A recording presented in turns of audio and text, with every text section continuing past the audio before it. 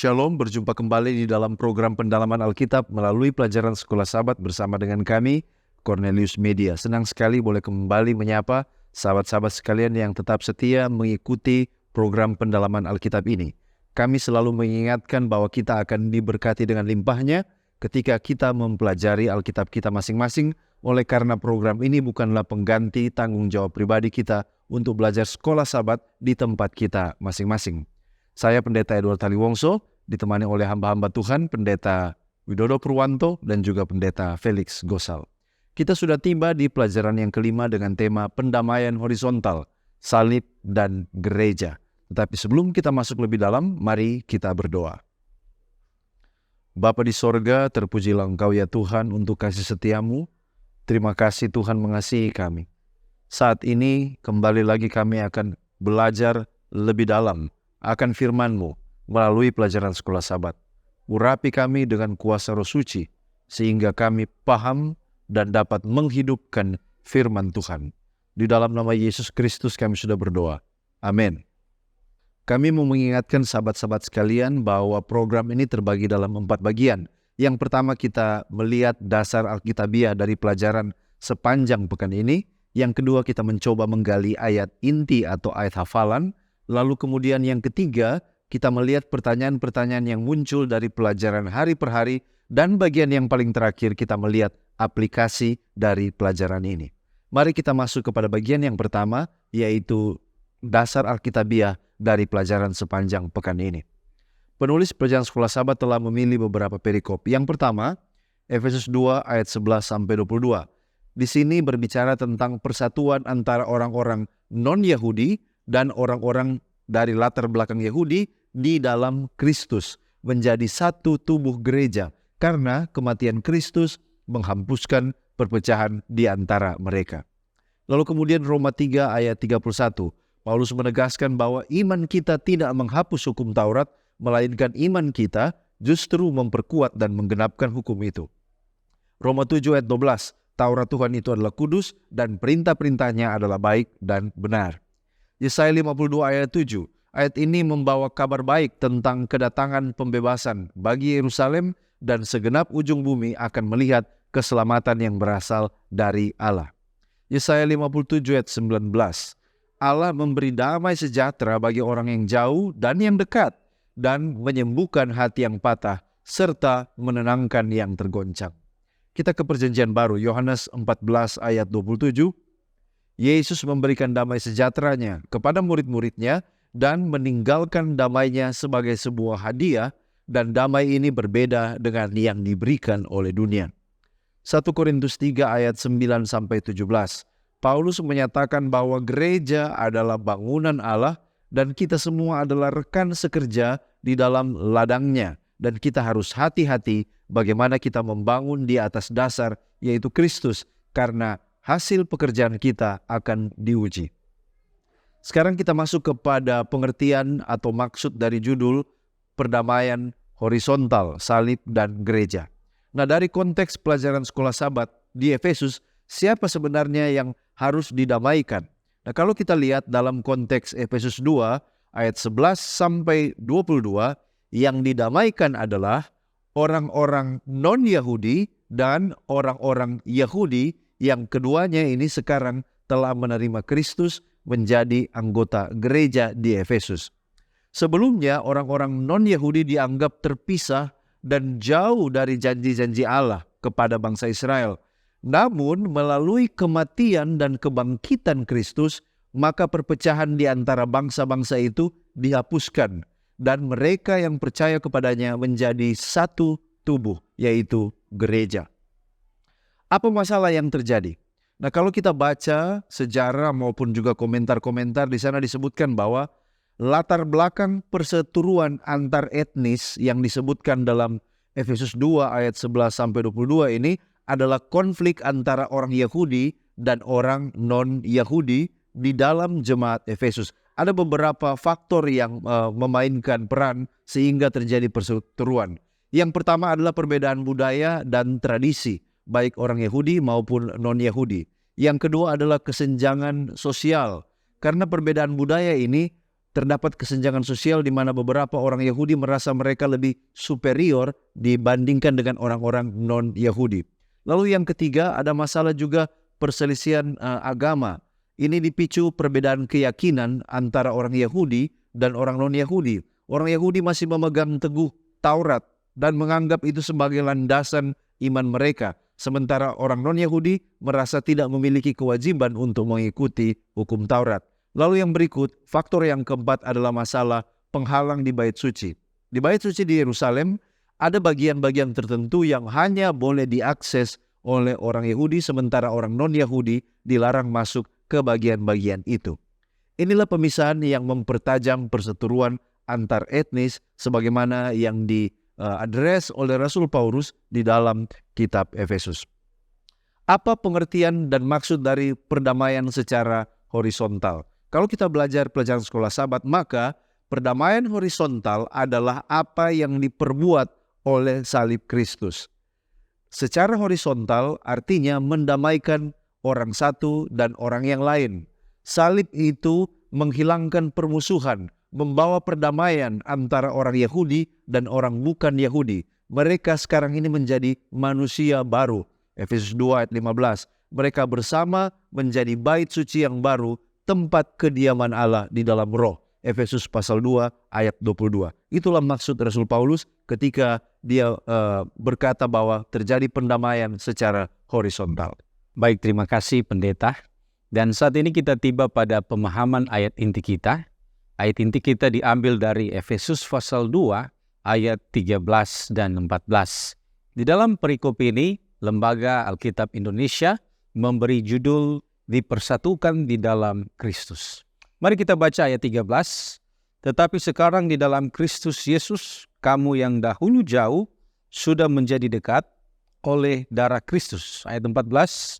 Karena dialah damai sejahtera kita yang telah mempersatukan kedua pihak dan yang telah merubuhkan tembok pemisah, yaitu perseteruan. Baik, mari kita lihat apa inti dari perikop ini atau tentang apa, untuk siapa, dan apa objektifnya. Baik, saudaraku yang terkasih, bagian kitab Efesus ini yaitu pasal 2 ayat 11 sampai 20, ini adalah pembahasan mengenai rekonsiliasi antara orang-orang Yahudi dan orang-orang yang bukan Yahudi atau Gentile. Dan rekonsiliasi ini dilakukan melalui karya Yesus Kristus, di mana kedua kelompok yang sebelumnya terpisah, kini mereka dipersatukan menjadi satu komunitas baru di dalam Kristus. Nah, surat kepada jemaat di Efesus ini ditulis oleh Rasul Paulus untuk gereja yang ada di Efesus, di mana keanggotaan dari jemaat ini terbagi atas orang-orang Yahudi dan juga orang-orang bukan Yahudi. Nah, kalau begitu, apa pengertian dahulu jauh dan sekarang sudah menjadi dekat? Nah, saudara-saudara, frase jauh di sini berarti bahwa sebelum datang kepada iman di dalam Kristus, orang-orang non-Yahudi ini mereka berada dalam pemisahan spiritual dari Allah. Artinya mereka berada di luar hubungan perjanjian itu. Tetapi ayat ini menyatakan bahwa melalui Yesus Kristus, maka orang percaya non-Yahudi ini mereka didekatkan kepada Allah. Dan hal ini merujuk jika mereka telah menjadi bagian di dalam komunitas perjanjian baru dan mereka memiliki akses kepada keselamatan Allah melalui iman di dalam Yesus Kristus. Nah, kemudian frase didekatkan oleh darah Kristus ini menekankan bahwa melalui kematian Yesus di salib, maka penghalang antara Allah dan umatnya, antara Yahudi dan non-Yahudi itu yang diwakili oleh dosa itu telah dihapuskan. Demikian darah Yesus ini menjadi pendamaian bagi dosa sehingga memungkinkan orang baik yang Yahudi maupun non-Yahudi dapat direkonsiliasi dengan Allah dan didekatkan kepadanya. Nah, kemudian siapa kata kamu? Kita akan menjumpai kata kamu dan kita di sini. Siapa kamu dan kita yang dimaksudkan di dalam ayat tema kita? Apakah Yahudi yang percaya atau Yahudi yang umum, atau mungkin mereka ini adalah non-Yahudi yang percaya kepada Tuhan, atau mungkin semua kita? Nah, saudara-saudara, kata kamu di dalam Efesus pasal 2 ini merujuk kepada orang-orang non-Yahudi. Jadi kalau Paulus mengatakan kamu dahulu jauh, itu artinya orang-orang non-Yahudi. Nah, ayat-ayat ini merujuk kepada mereka yang bukanlah orang Yahudi. Di dalam ayat ini Rasul Paulus mengarahkan pesan ini kepada orang-orang percaya non-Yahudi yang ada di jemaat Efesus. Sedangkan kata kami ini, kalau kita perhatikan di dalam Efesus pasal 2, pada awalnya kata kami ini merujuk kepada Paulus itu sendiri dan orang-orang Yahudi yang ada di jemaat Efesus. Tetapi pada akhirnya setelah dia membahas mengenai persatuan di dalam Kristus ini, maka Paulus merujuk kata kami ini kepada dua kelompok, yaitu orang Yahudi dan non-Yahudi. Kita bisa baca itu di dalam ayat yang ke-18. Di sana dikatakan karena oleh dia kita kedua pihak. Ya, ini artinya Yahudi dan non-Yahudi dalam satu roh beroleh jalan masuk kepada Bapa. Nah, kemudian apa arti dan maksud dari darah Yesus? Nah, saudara, darah Yesus di dalam konteks ini memiliki beberapa makna. Yang pertama adalah tentang pendamaian dan dosa. Darah Kristus di sini melambangkan kematiannya yang menjadi korban yang sempurna, dan ini adalah korban yang terakhir atas dosa umat manusia. Kalau kita lihat di dalam Perjanjian Lama, korban hewan itu dipersembahkan sebagai sarana pendamaian. Dan kematian Yesus di atas kayu salib ini merupakan korban sekali untuk selamanya dan sepenuhnya menghapus dosa. Sehingga hal ini memungkinkan orang percaya dapat didamaikan, dapat direkonsiliasi dengan Allah. Kemudian yang kedua adalah pengampunan dan penebusan. Artinya adalah darah Yesus membayar harga dosa umat manusia sehingga mereka yang mempercayai dia diampuni dan dibebaskan dari perbudakan dosa. Kemudian yang ketiga adalah didamaikan dengan Allah. Nah, darah Kristus ini menjadi sarana bagi orang percaya untuk direkonsiliasi dengan Allah, di mana dosa telah menciptakan pemisahan antara umat dengan Allah. Tetapi pengorbanan Yesus itu adalah darah Yesus yang tercurah di kayu salib mengatasi kesenjangan itu. Artinya pengorbanan itu memungkinkan orang percaya untuk memiliki hubungan yang dipulihkan oleh Allah Bapa. Dan yang keempat adalah darah Yesus ini melambangkan perjanjian baru. Artinya darah Yesus ini adalah satu perjanjian baru antara Allah dengan seluruh umat manusia. Bukan lagi perjanjian yang lama antara Allah dan Abraham bersama Allah dan orang Israel. Tetapi perjanjian baru ini tidak melihat dia dari Yahudi, tetapi melihat semua umat manusia itu memiliki satu perjanjian dengan Allah yang ada di dalam perjanjian baru itu sendiri. Ya, dan poin penting lain dari ayat inti kita adalah frase kedua pihak. Siapakah kedua pihak yang dimaksud di sini? Kalau kita ikuti alur penulisan surat Efesus, maka apa yang disampaikan Paulus sebelumnya cukup memberi petunjuk tentang siapakah kedua pihak yang dimaksud. Mari kita baca Efesus pasal yang kedua ayat yang ke-11. Di sana dikatakan, karena itu ingatlah bahwa dahulu kamu, inilah pihak yang pertama yang dimaksud. Siapa mereka? Orang-orang yang bukan Yahudi menurut daging, yang disebut orang-orang tak bersunat oleh mereka. Jadi tadi kamu, sekarang mereka. Inilah pihak yang kedua, yaitu yang menamakan dirinya sunat, yaitu sunat lahiriah yang dikerjakan oleh tangan manusia. Jadi jelas bahwa kedua pihak itu adalah orang-orang bukan Yahudi yang telah menjadi percaya, konteksnya di sini adalah di Efesus, dan orang-orang Yahudi yang mungkin juga telah menjadi percaya. Nah, mengomentari akan hal ini, Seventh-day Adventist Bible Commentary volume 6 halaman 1009 mengatakan, demikianlah sekarang tidak ada lagi orang Yahudi atau orang Yunani, hamba, atau orang merdeka. Kemudian ada juga frase, dialah damai sejahtera kita yang mempersatukan kedua pihak. Nah, siapa dia yang dimaksud dan apa arti pernyataan ini serta bagaimana kemudian dia bisa mempersatukan kedua pihak? Ayat sebelumnya menjelaskan bahwa dia yang dimaksud sebagai damai sejahtera kita yang telah mempersatukan kedua pihak adalah Yesus Kristus itu sendiri. Dan maksudnya ialah hanya di dalam Kristus ada penyatuan dan perdamaian. Ibit dari kutipan Bible komentari sebelumnya dikatakan bahwa Kristus bukan hanya membawa damai. Dia sendiri adalah damai, ikatan penyatuan dan perdamaian. Di dalam Dia, semua perpecahan umat manusia harus dihapuskan. Di dalam Perjanjian Lama, gagasan tentang perdamaian seringkali dikaitkan dengan gagasan tentang Mesias. Contohnya Yesaya 9 ayat 6, Mika 5 ayat 5. Dengan menjadi pendamai mereka di hadapan Allah, Kristus mewujudkan perdamaian di antara orang Yahudi dan orang bukan Yahudi. Kemudian jelas dikatakan di dalam Galatia pasal 3 yang ke-28 bagian B. Karena kamu semua adalah satu di dalam Kristus. Nah, muncul pertanyaan, mengapa kedua pihak itu harus terpisah dan kemudian harus dipersatukan? Jelas karena adanya perseteruan di sana. Efesus pasal yang kedua ayat 14 bagian terakhir mengatakan, yang telah merobohkan tembok pemisah, yaitu perseteruan. Nah, mengapa? Dan perseteruan seperti apa yang dimaksud? Contoh, di sana ada orang-orang Yahudi dari golongan Farisi yang telah menjadi percaya. Kisah pasal yang ke-15 ayat yang ke-5. Mereka kemudian mewajibkan orang bukan Yahudi untuk disunat dan menuruti hukum Musa. Pertentangan ini kemudian terus berlanjut dan tergambar juga di dalam Kisah Para Rasul pasal yang ke-21 ayat 15 sampai dengan ayat yang ke-26. Mereka kemudian mempertanyakan ajaran Paulus, menganggapnya najis dan memerintahkan kepadanya untuk mentahirkan diri menurut adat istiadat Yahudi dan hukum Taurat.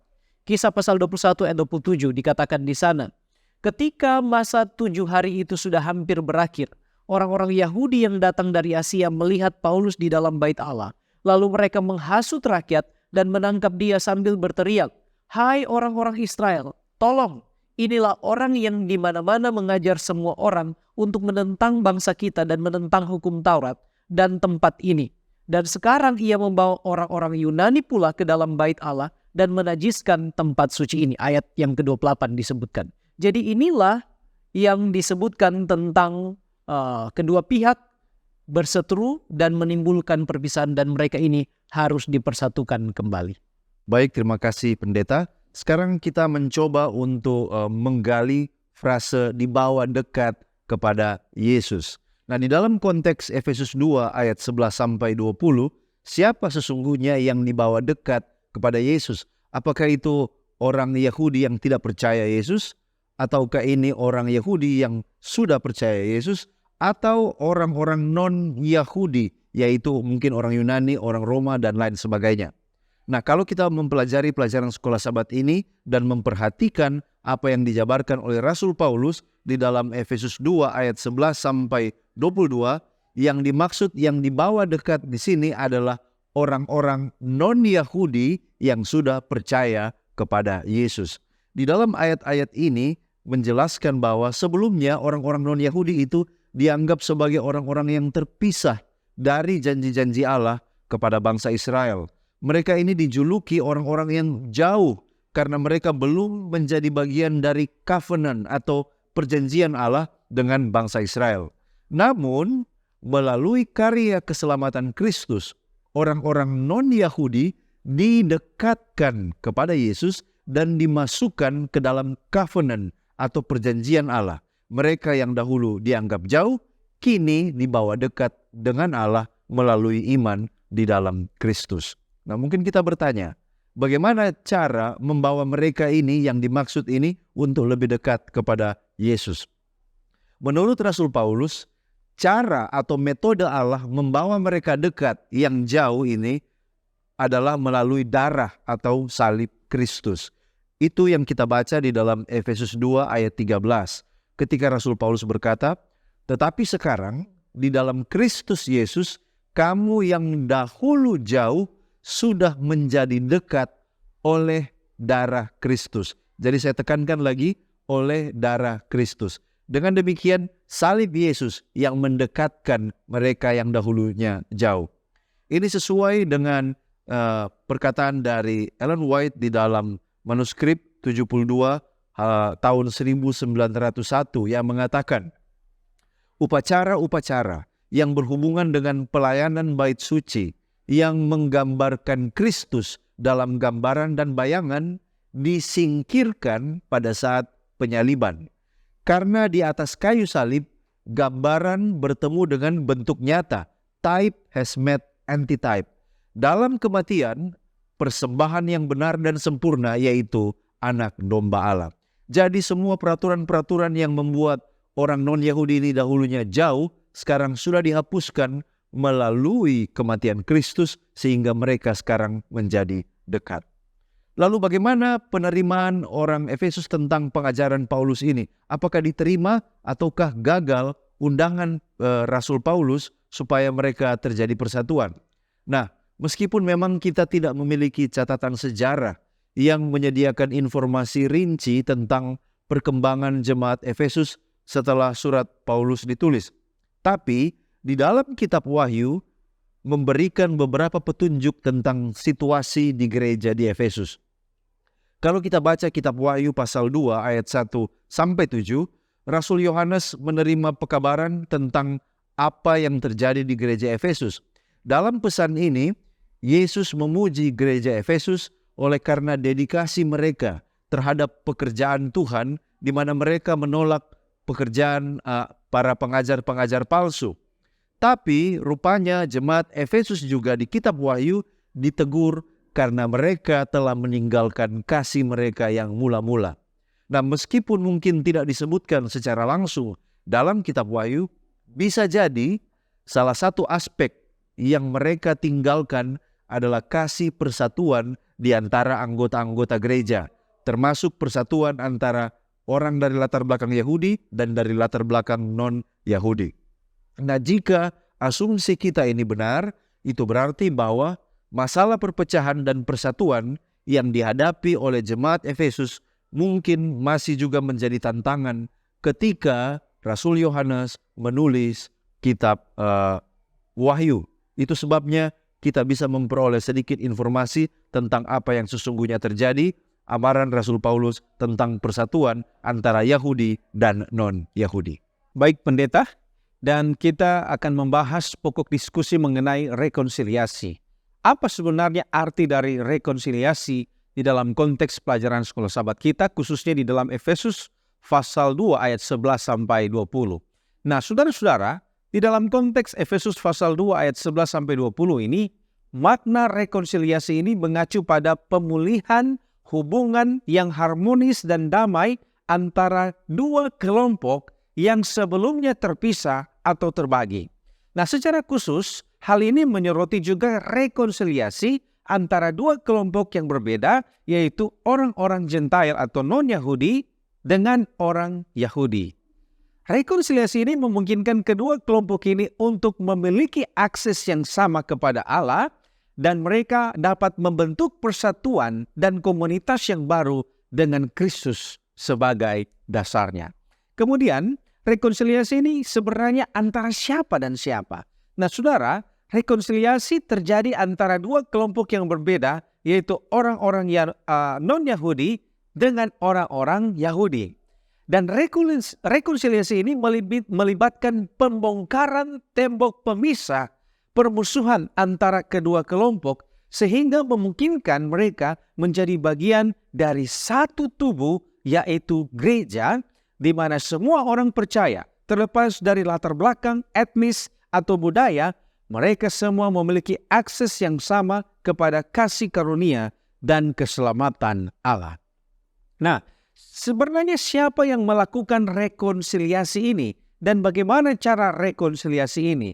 Nah, di dalam konteks Efesus pasal 2 ayat 11-20, inisiatif untuk melakukan rekonsiliasi ini datang dari Allah itu sendiri melalui Yesus Kristus. Dan kalau kita melihat pasal 2 ini, sebenarnya menekankan bahwa rekonsiliasi ini adalah rencana dan karya Allah untuk membawa orang-orang Yahudi dan orang-orang non-Yahudi bersama-sama di dalam Kristus. Nah, di sini kita dapat melihat Yesus Kristus memainkan peran sentral di dalam rencana Allah untuk rekonsiliasi ini.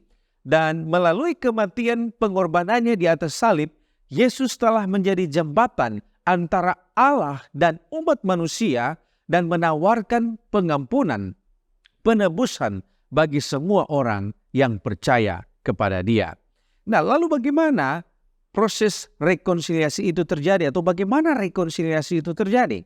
Nah, di dalam Efesus pasal 2 ini, Paulus menjelaskan jika rekonsiliasi itu terjadi melalui pengorbanan Kristus. Dan pengorbanan ini kemudian membongkar tembok pembatas. Ayat itu menyebutkan dinding pemisah permusuhan yang ada di antara orang-orang non-Yahudi dan Yahudi, yang melambangkan permusuhan dan pemisahan antara kedua kelompok. Jadi tembok pembatas ini, tembok permusuhan ini harus dibongkar. Dan melalui kematiannya, ia mengorbankan diri, dan Yesus itu sendiri meruntuhkan dinding pemisah ini. Kemudian dia menghapus penghalang yang memisahkan mereka dan membuka jalan untuk rekonsiliasi. Ya, sekarang kita pindah ke pokok diskusi lainnya yang penting, yaitu menghancurkan dinding pemisah. Nah, apa yang menjadi pemisah dan antara siapa dengan siapa perpisahan itu? Sebagaimana dijelaskan tadi bahwa ada dinding pemisah antara orang Yahudi dan orang yang bukan Yahudi. Jadi ada dua pihak ini. Kemudian memang sebenarnya orang Yahudi diajar untuk tidak bergaul dengan orang yang bukan Yahudi. Dan itu bisa digambarkan di dalam Yohanes pasal 4 ayat 9 dan Kisah Para Rasul 10 ayat yang ke-28. Bahkan di dinding Ka'bah terdapat tembok yang memisahkan antara orang Yahudi dan orang yang bukan Yahudi. Menurut Seventh-day Adventist Bible Commentary volume 5 halaman 67, ditemukan tulisan di dinding Ka'bah yang memisahkan antara orang Yahudi dan bukan Yahudi. Tulisannya adalah, dilarang untuk orang asing masuk ke dalam tembok pembatas dan tembok keliling bait suci. Tetapi siapapun yang kedapatan melanggar harus bertanggung jawab atas kematiannya sendiri yang akan terjadi kemudian. Inilah yang memisahkan antara orang Yahudi dan bukan Yahudi.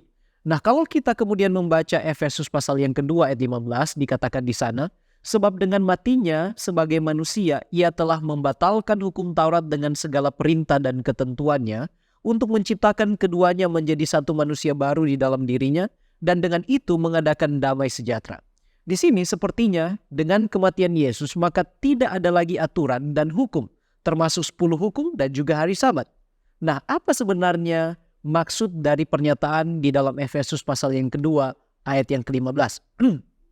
Banyak orang Kristen menggunakan ayat ini untuk mendukung memang argumentasi bahwa oleh kematian Yesus maka tidak berlaku lagi hukum Taurat termasuk 10 hukum moral. Namun demikian, untuk memahami secara utuh konsep ajaran Paulus, kita tidak boleh hanya berfokus kepada satu ayat saja. Sebaliknya harus melihat konteks dan juga tulisan-tulisannya yang lain dari surat-suratnya kepada jemaat-jemaat dan mungkin kepada perorangan. Contoh konsep yang pertama, konteks surat Efesus. Sekiranya Paulus memang bermaksud untuk mengajar bahwa kematian Yesus telah membatalkan atau menghapuskan 10 hukum moral, mengapa kemudian dia tetap menggunakan beberapa bagian dari perintah itu di dalam suratnya kepada jemaat di Efesus? Dia menyinggung perintah kelima, Efesus pasal 6 ayat 2 dan 3. Kemudian perintah ketujuh juga ada di sana, Efesus 5 ayat 3 sampai 14 dan 21 sampai 33. Kemudian dia menyinggung juga hukum ke-8, Efesus 4 ayat yang ke-28. Hukum ke-9 juga dikatakan di sana, Efesus 4 ayat 25. Serta perintah yang ke-10, Efesus 5 ayat yang ke-5. Jadi ini konsep dari konteks surat kepada Efesus. Kemudian kita perlu lihat juga pandangan Paulus tentang hukum Taurat. Roma 3 ayat 31. Jika demikian, adakah kami membatalkan hukum Taurat karena iman? Sama sekali tidak. Sebaliknya kami meneguhkannya. Roma 7 ayat 12. Jadi hukum Taurat adalah kudus dan perintah itu juga adalah kudus, benar, dan baik. Jadi ini adalah pandangan Rasul Paulus tentang hukum Taurat. Yang ketiga, menurut Paulus, apa sebenarnya fungsi hukum Taurat? Galatia pasal yang ketiga ayat 24. Jadi hukum Taurat adalah penuntun bagi kita sampai Kristus datang, supaya kita dibenarkan karena iman. Artinya, kita tidak bisa dibenarkan karena melakukan hukum Taurat. Ayat yang ke-25. Sekarang iman itu telah datang, karena itu kita tidak berada lagi di bawah pengawasan penuntun.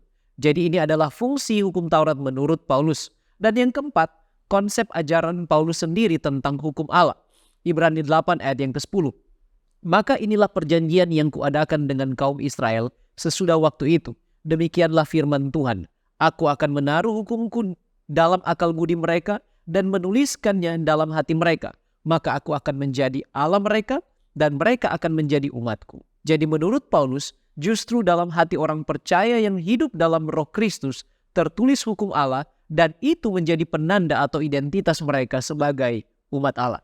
Jadi, maksud Paulus dalam Efesus 2 ayat 15 bukanlah penghapusan hukum Allah atau tidak berlakunya lagi 10 perintah, melainkan lebih cenderung kepada konsep seremonial atau upacara-upacara yang diatur juga dalam Taurat Musa, yang semuanya adalah bayangan yang penggenapannya adalah Kristus.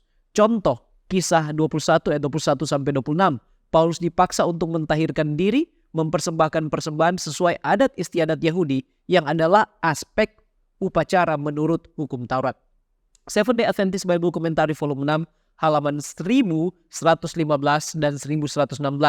Dia mengutip dari manuskrip 72-1901, mengatakan di sana, sistem upacara berakhir di salib.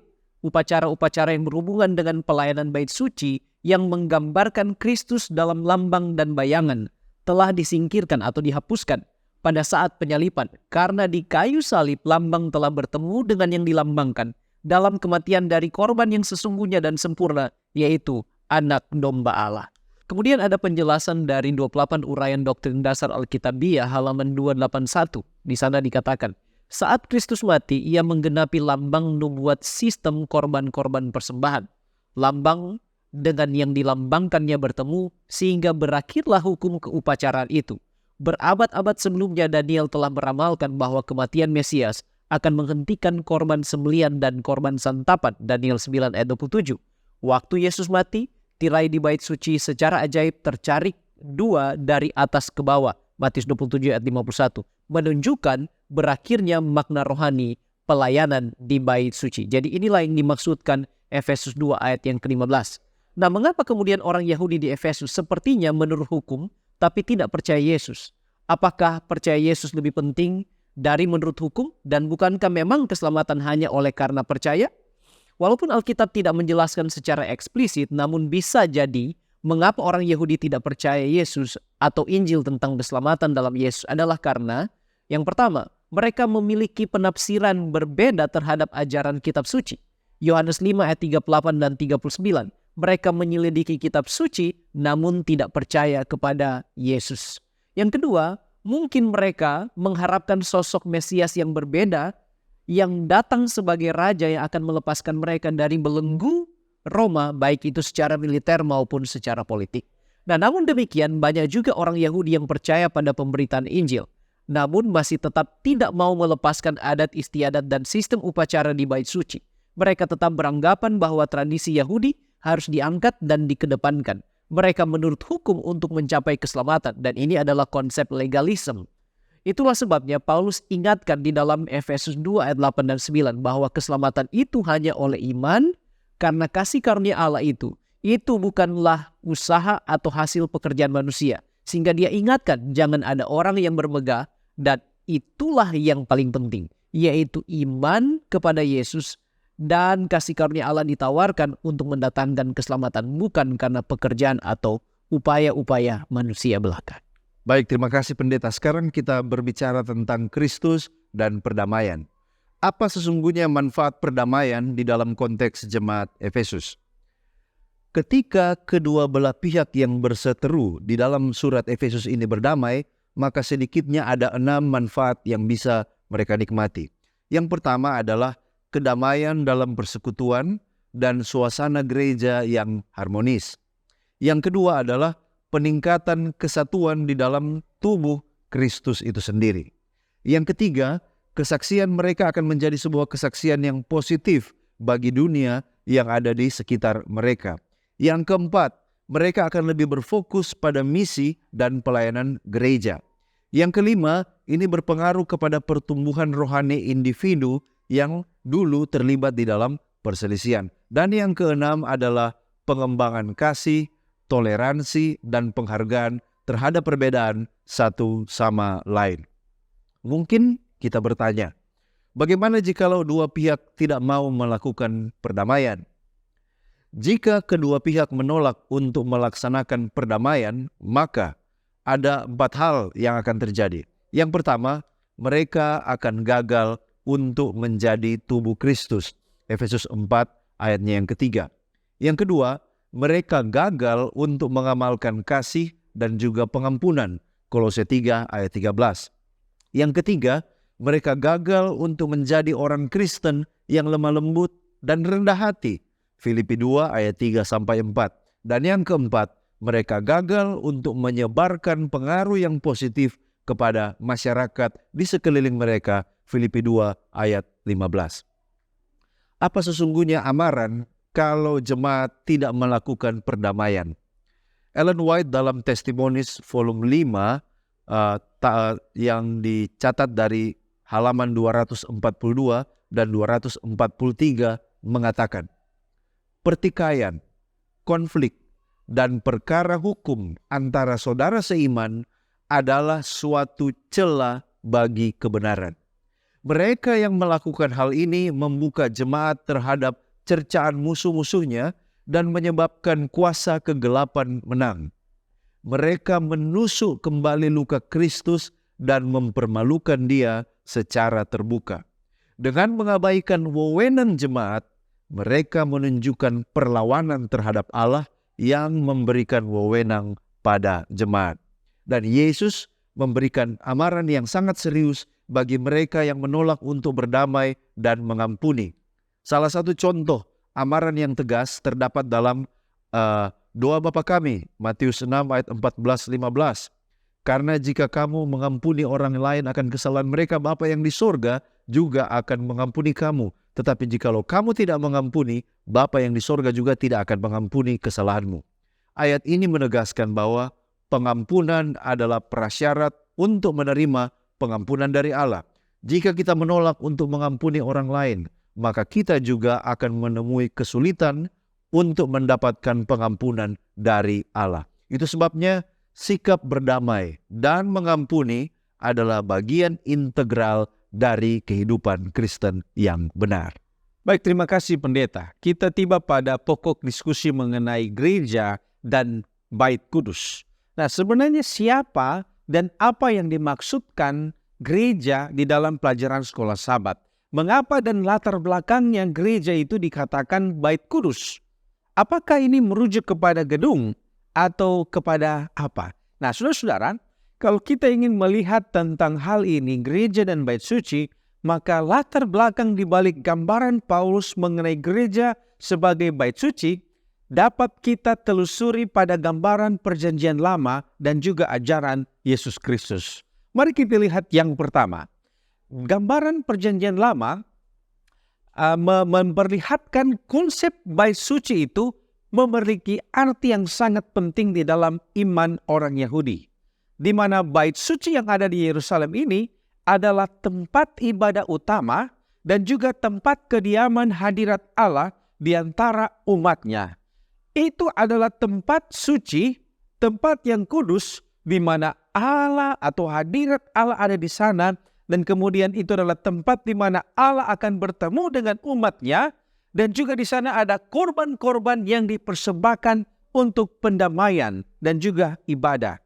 Sedangkan yang kedua, kalau kita melihat ajaran Yesus, Yesus sendiri menyebut dirinya sebagai bait suci yang sejati ketika dia berkata, hancurkanlah bait suci ini dan dalam 3 hari aku akan membangunnya kembali. Itu dalam Yohanes pasal 2 ayat 19. Di sini Yesus berbicara mengenai tubuhnya sendiri.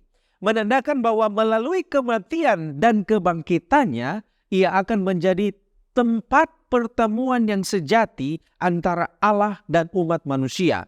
Di mana pengorbanan Yesus ini akan membawa pengampunan dosa dan rekonsiliasi dengan Allah. Menggantikan kebutuhan atas ritual-ritual bait suci yang ada di dalam Perjanjian Lama. Nah, saudara-saudara, dengan latar belakang ini, Paulus di dalam Efesus pasal 2 ayat 21 menggunakan gambaran bait suci untuk menggambarkan gereja. Dan di sini dia menekankan beberapa alasan mengapa Paulus menyebut gereja sebagai bait suci. Yang pertama, oleh karena Yesus itu adalah dasar dari gereja. Frase di sini di dalamnya pada ayat ini mengacu pada Yesus Kristus itu sendiri yang merupakan batu penjuru atau dasar dari bangunan rohani yang dijelaskan Paulus, di mana ini sama seperti batu penjuru yang memberikan kestabilan dan penyesuaian bagi bangunan fisik. Artinya adalah Yesus adalah dasar dan sumber persatuan di dalam komunitas orang percaya di dalam jemaat. Kemudian yang kedua, itu adalah tempat kediaman Allah. Di dalam Perjanjian Lama, hadirat Allah di dalam bait suci secara fisik. Tetapi dengan datangnya Yesus, hadirat Allah sekarang berada di tengah-tengah orang percaya melalui Roh Kudus. Gereja sebagai tubuh Kristus menjadi tempat kediaman Allah di bumi. Dan orang percaya yang dipenuhi oleh Roh Kudus bersama-sama mereka membentuk bait suci rohaniah di mana Allah berdiam di dalamnya. Kemudian yang ketiga, itu adalah mengenai kesucian dan penyucian. Frasa bait suci yang kudus di sini menekankan kesucian dan pemisahan gereja. Orang percaya dipanggil untuk hidup dalam kesucian dan kudus, dipisahkan untuk tujuan-tujuan Allah. Nah, sebagai bait suci Allah, gereja di sini dipanggil untuk menjadi tempat ibadah, kekudusan, dan juga persembahan diri. Nah, dengan latar belakang ini, kita dapat melihat jika gereja menurut Paulus tidak merujuk kepada bangunan fisik gereja itu, melainkan orang-orang yang ada di dalamnya, itulah gereja itu sendiri. Nah, kalau begitu, setelah melihat pelajaran kepada jemaat Efesus yang menunjukkan bahwa gereja itu adalah tempat untuk semua latar belakang, baik Yahudi yang percaya maupun juga non-Yahudi yang percaya. Kemudian, apa pengertian dari pemahaman ini? Nah, saudara, melihat akan gereja yang adalah tempat untuk semua latar belakang, kita akan melihat beberapa pengertian dari pemahaman ini. Yang pertama, itu artinya gereja itu adalah persatuan di dalam Kristus. Nah, di dalam kitab Efesus atau surat Efesus ini ada penekanan bahwa semua orang percaya, terlepas dari latar belakang mereka dapat bersatu di dalam Kristus. Dan di sini gereja dimaksudkan menjadi tempat di mana orang dari berbagai latar belakang budaya ataupun berbagai latar etnis sosial, mereka dapat berkumpul menjadi satu tubuh, di mana ini mencerminkan persatuan di dalam Kristus, sebagaimana judul perikop di dalam Efesus pasal 2 ayat 11 sampai 20 ini. Kemudian yang ketiga, ini juga berarti mengenai rekonsiliasi. Gereja itu adalah tempat di mana rekonsiliasi terjadi antara orang-orang dari latar belakang yang berbeda. Dan melalui iman di dalam Yesus Kristus, penghalang-penghalang dalam perpecahan ini ataupun permusuhan ini dirobohkan dan orang percaya itu didamaikan dengan Allah dan juga didamaikan antara satu dengan yang lainnya. Kemudian yang ketiga adalah mengenai inklusivitas. Gereja itu adalah tempat yang inklusif, bukan eksklusif. Artinya gereja itu akan menyambut orang dari latar belakang mana saja ke dalam keluarga Allah. Dan itu tidak terbatas kepada satu etnis tertentu, tetapi terbuka untuk semua orang yang percaya kepada Kristus. Dan yang keempat, artinya di sini adalah semua orang memiliki akses yang sama kepada Allah. Di dalam gereja, orang dari semua latar belakang memiliki akses yang sama kepada kasih karunia dan keselamatan Allah melalui iman di dalam Yesus Kristus. Dan yang terakhir, di sini artinya adalah satu manusia baru. Efesus mengajarkan bahwa di dalam Kristus, maka terbentuklah satu manusia baru di mana batas-batas budaya dan sosial itu dihapuskan. Semua orang percaya menjadi bagian dari manusia baru ini, berbagi warisan dan hak yang istimewa yang sama di dalam Kristus mereka dapat rasakan bersama-sama. Nah, kalau begitu, apa sebenarnya manfaat gereja sebagai bait yang kudus? Nah, saudara-saudara, manfaat dari gereja sebagai bait suci sangat banyak dan signifikan. Nah, berikut mari kita lihat beberapa keuntungan dari gereja gereja sebagai bait suci. Yang pertama, gereja sebagai bait suci itu menggambarkan kehadiran Allah. Sebagai bait suci, gereja menjadi tempat kediaman hadirat Allah di antara umatnya.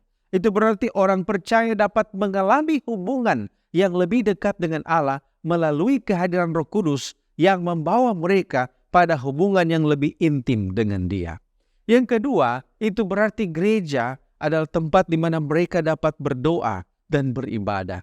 Gereja sebagai bait suci memberikan ruang yang khusus untuk ibadah dan doa, di mana orang percaya dapat berkumpul bersama, menyembah Allah, memberikan pujian, berdoa bagi komunitas iman. Dan ibadah bersama ini akan memperkuat iman orang percaya, menumbuhkan persatuan dan kebersamaan di dalamnya. Dan yang ketiga, itu artinya di dalam jemaat itu, dalam gereja itu ada pengampunan dan penebusan. Melalui gereja sebagai bait suci, orang percaya akan menerima pengampunan dan penebusan di dalam Kristus, di mana pemberitaan Injil dan juga sakramen yang terjadi di dalamnya seperti baptisan, perjamuan kudus, semuanya ini mengingatkan kepada orang percaya tentang kasih karunia dan keselamatan Allah. Kemudian yang keempat, itu berarti di sana ada pertumbuhan dan juga transformasi rohani. Dalam gereja sebagai bait suci, orang percaya memiliki akses kepada pengajaran, baik pengembalaan dan juga kesempatan untuk bertumbuh secara rohani. Dan melalui firman Tuhan, pemberitaan firman yang diberikan itu dapat memberikan pertumbuhan di dalam iman sehingga umat Tuhan itu dapat menjadi serupa dalam Kristus di dalam karakter dan tindakan mereka. Dan yang kelima, yang terakhir, itu berarti di dalam gereja ada pelayanan. Sama seperti bait suci, ada pelayan-pelayan di sana yang siap melayani orang-orang Israel yang datang dengan persoalan mereka. Di dalam gereja menawarkan pelayanan dan kesempatan bagi orang percaya untuk terlibat di dalamnya. Melalui pelayanan, para orang percaya dapat menggunakan karunia-karunia rohani mereka untuk membangun tubuh Kristus dan memberikan dampak bagi dunia dengan kasih dan belas kasihan. Ya baik, terima kasih pendeta. Dan sebagai penutup dari diskusi kita, bagaimanakah kita merasa bahwa kita sudah didamaikan? Kemudian apa tandanya dan apa tanggung jawab kita yang sudah menerima perdamaian? Mari kita lihat apa yang seharusnya kita rasakan. Yohanes 8 ayat yang ke-36. Firman Tuhan katakan, "Jadi apabila anak itu memerdekakan kamu, kamu pun benar-benar merdeka." Jadi ada perasaan merdeka. Ada perasaan lepas dari belenggu dosa. Orang yang diperdamaikan sudah dilepaskan dari belenggu dosa. Kemudian Nyonya White mengatakan di dalam manuskrip 36/1904, perubahan besar yang terlihat dalam kehidupan orang berdosa setelah pertobatannya tidaklah disebabkan oleh perbuatan baik manusia. Oleh karena itu, semua kebanggaan atau kesombongan manusia tidak seharusnya ada. Artinya, orang yang telah didamaikan tidak akan pernah meninggikan diri dan merendahkan orang lain. Kisah 10 ayat yang ke-34 dan 35. Petrus, dia berkata, "Lalu mulailah Petrus berbicara, katanya, 'Sesungguhnya aku telah mengerti bahwa Allah tidak membedakan orang. Setiap orang dari bangsa manapun yang takut akan Dia dan yang mengamalkan kebenaran berkenan kepadanya.'" Kemudian mari kita lihat konteksnya di dalam Efesus pasal yang kedua itu sendiri. Efesus pasal yang kedua ayat yang ke-19 sampai ayat yang ke-22. "Demikianlah kamu bukan lagi orang asing dan pendatang, melainkan kawan, sewarga dari orang-orang kudus dan anggota-anggota keluarga Allah. Mereka disatukan menjadi kawan, sekerja, dan juga anggota keluarga Allah." Ayat 20, "Yang dibangun di atas dasar para rasul dan para nabi, dengan Kristus Yesus sebagai batu penjuru." Artinya ada persatuan di sana. "Di dalam Dia tumbuh seluruh bangunan rapi tersusun menjadi bait Allah yang kudus di dalam Tuhan. Di dalam Dia kamu juga turut dibangunkan menjadi tempat kediaman Allah di dalam roh." Jadi ini adalah ciri-ciri dari orang yang telah diperdamaikan. Kemudian apa tanggung jawab kita? Roma pasal yang ke-6 ayat yang ke-18. Firman Tuhan berkata di sana, Roma pasal 6 ayat yang ke-18 dan ayat yang ke-22. Apa kemudian yang menjadi tanggung jawab kita sebagai orang yang telah dimerdekakan? Ayat yang ke-18. "Kamu telah dimerdekakan dari dosa dan menjadi hamba kebenaran." Tanggung jawab kita adalah kita harus menjadi hamba kebenaran. Ayat yang ke-22. "Tetapi sekarang setelah kamu dimerdekakan dari dosa dan setelah kamu menjadi hamba Allah, kamu beroleh buah yang membawa kamu kepada pengudusan dan sebagai kesudahannya ialah hidup yang kekal." Jadi berbuah oleh pertolongan Roh Kudus. Dan ini sama atau similar dengan apa yang dikatakan di dalam Galatia pasal yang kelima ayat yang ke-13 dan yang ketiga ayat yang ke-29. Kalau kita lihat Galatia pasal yang kelima ayat yang ke-13, firman Tuhan katakan demikian bagi kita. Galatia 5 ayat 13, saudara-saudara, memang kamu telah dipanggil untuk merdeka, tetapi janganlah kamu mempergunakan kemerdekaan itu sebagai kesempatan untuk kehidupan dalam dosa, melainkan layanilah seorang akan yang lain oleh kasih. Jadi tanggung jawab kita adalah pelayanan. Dan apa hasilnya? Galatia 3 ayat yang ke-29, dan jikalau kamu adalah milik Kristus, maka kamu juga adalah keturunan Abraham dan berhak menerima janji Allah. Kiranya kita semua hidup dalam perdamaian dengan Tuhan, dan kemudian kita akan dimampukan merubuhkan dinding pemisah antara kita dengan saudara-saudara kita, dan pada akhirnya kita akan menjadi kawan sekerja, kita akan menjadi keluarga Allah, dan kita akan melayani satu dengan yang lain. Pada akhirnya kita akan menerima janji yang Tuhan telah janjikan kepada Abraham pada akhirnya. Kita berdoa untuk itu, mari kita tunduk kepala dan berdoa. Terpujilah namamu ya Tuhan, oleh karena Engkau baik dalam kehidupan kami. Engkau mau mengajar kami untuk hidup lebih dekat dan setia kepada Tuhan. Bapa, melalui pengalaman Rasul Paulus, melalui suratnya kepada jemaat di Efesus, kami belajar untuk hidup dikuduskan, untuk hidup dipersatukan, diperdamaikan dengan Allah dan sesama, dan kami mau menjadi berkat bagi orang lain, menjadi pembawa damai di mana saja kami berada. Berkatilah kami dan tolonglah kami Tuhan. Ampuni kami dari dosa kami, di dalam nama Tuhan Yesus kami sudah berdoa. Amin.